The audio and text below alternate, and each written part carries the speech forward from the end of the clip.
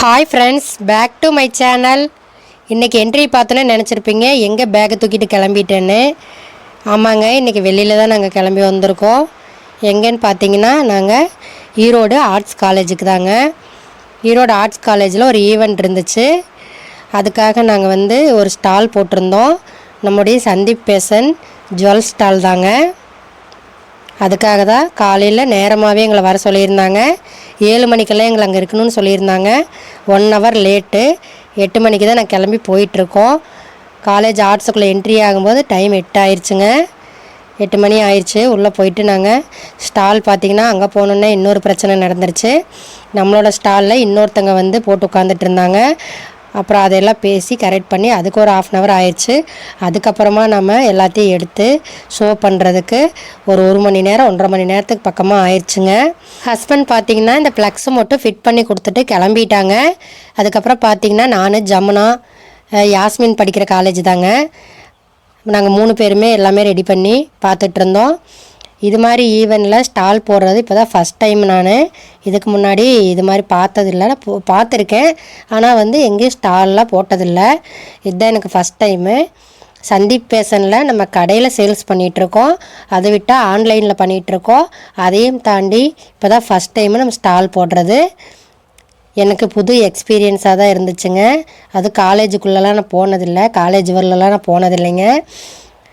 இப்போ தான் first time நான் காலேஜுக்கு போயிட்டு பார்த்துருக்கேன்.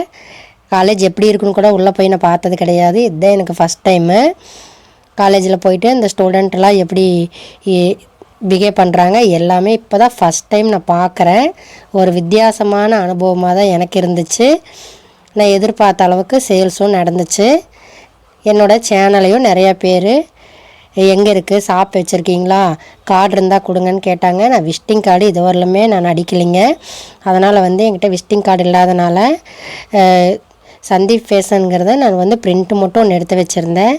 அதை மட்டும்தான் எல்லாத்துக்கிட்டேயுமே நான் ஃபோட்டோ எடுத்துக்கோங்க அப்படின்னு சொல்லிவிட்டு நான் காமிச்சிட்டு இருந்தேங்க. ஈவெண்ட்டில் காலேஜுடைய பிரின்சிபல் ஓப்பன் பண்ணாருங்க. கூட பெரியவங்கள்லாம் கொஞ்சம் வந்திருந்தாங்க. வந்துட்டு நம்மளுடைய ஸ்டாலை மேற்பார்வை பார்த்துட்டு அதுக்கப்புறமா அவங்க ஸ்பீச் கொடுத்துட்டு இருந்தாங்க. அதை கொஞ்சம் நீங்களும் கேளுங்க.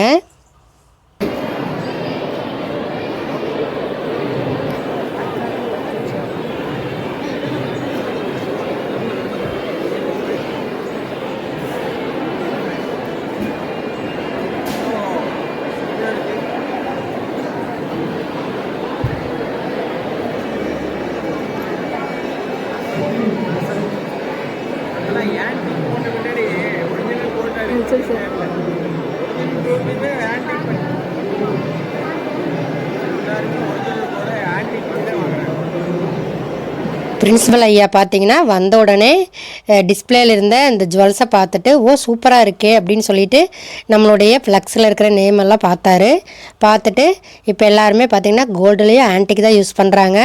அது மட்டும் இல்லாமல் இப்போ கோல்டு வாங்க முடியாது. அதனால் இது மாதிரி இமிட்டேஷன் ஜுவல்ஸு கவரிங்ஸ் எல்லாம் இருக்கிறது லேடிஸுக்கு நல்லா பெனிஃபிட்டாக தான் இருக்குது அப்படின்னு சொல்லிட்டு ஷாப்பெல்லாம் நல்லா இருக்குது, சூப்பராக இருக்குது அப்படின்னு சொல்லிட்டு என்கரேஜ் பண்ணி பேசிட்டு கிளம்பிட்டாங்க. அதுக்கப்புறம் பார்த்திங்கன்னா ஒவ்வொரு பேட்சாக காலேஜ் ஸ்டூடெண்ட்டெல்லாம் செட்டாக வந்துட்டு இருந்தாங்க. ஃப்ரெண்ட்ஸோட ஒன்றா எல்லாம் ஷேர் பண்ணி பர்ச்சேஸ் பண்ணது எனக்கு ரொம்ப பிடிச்சிருந்துச்சி. ரொம்ப ஹாப்பியாகவும் இருந்துச்சு. இந்த மாதிரி ஃப்ரெண்ட்ஸ் எல்லாம் நமக்கு இல்லையே அப்படிங்கிற மாதிரி என் மைண்டில் இருந்துச்சுங்க.